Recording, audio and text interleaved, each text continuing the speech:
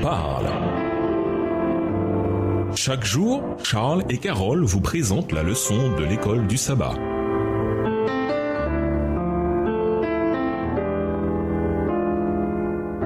Bienvenue dans votre émission Dieu nous parle. Nous voilà au mardi 10 janvier, le Saint-Esprit et le sanctuaire. Ils me feront un sanctuaire et je demeurerai au milieu d'eux. Exode 25, le verset 8. Après la créature, le plan du salut divin est prépondérant dans la Bible. Dans un monde déchu, à quoi servirait la création sans le plan de la rédemption? En tant que pécheurs, nous n'avons pas simplement besoin d'un créateur, mais d'un rédempteur.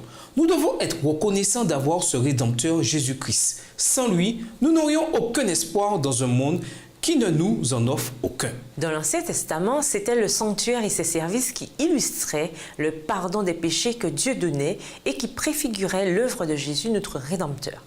C'est là que le plan du salut fut révélé aux Israélites, voir Hébreux 4, le verset 2.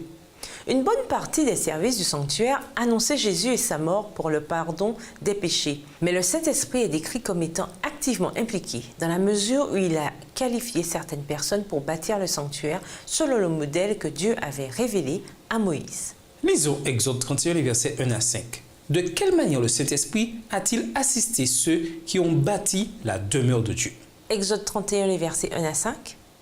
L'Éternel parla à Moïse et dit : Sache que j'ai choisi Betsaliel, fils d'Uri, fils de Hur, de la tribu de Juda. Je l'ai rempli de l'Esprit de Dieu, de sagesse, d'intelligence et de savoir pour toutes sortes d'ouvrages. Je l'ai rendu capable de faire des inventions, de travailler l'or, l'argent et les reins, de graver les pierres à enchâsser, de travailler le bois et d'exécuter toutes sortes d'ouvrages. La Bible nous dit que le Saint-Esprit était également présent lors de la construction du sanctuaire, lieu central où la réconciliation entre Dieu et les êtres humains avait lieu et où un Dieu saint rencontrait des pécheurs. C'est Dieu qui avait communiqué à Moïse son plan pour bâtir le sanctuaire terrestre à partir de l'original céleste. Exode 25, les versets 9 et 40. Le sanctuaire était le modèle de Dieu pour illustrer son plan du salut. Dieu allait habiter au milieu de son peuple d'une manière toute spéciale et il allait le faire dans le sanctuaire qu'il leur a dit de bâtir. L'œuvre du Saint-Esprit consistait à qualifier des humains pour accomplir ce que Dieu leur avait demandé avec beaucoup de talent esthétique et harmonieux.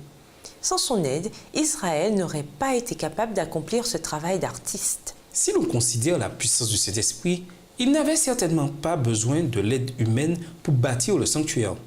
Mais il a pourtant qualifié d'autres personnes pour le faire, avec beaucoup de talent et d'esthétisme. Comment encourager d'autres personnes à se servir de leur talent pour faire avancer le royaume de Dieu pour sa gloire? Et nous vous laissons avec la question du jour, nommer des analogies du Saint-Esprit qui s'appliquent à nous-mêmes aujourd'hui. Au revoir. Et à demain si je veux. Dieu nous parle.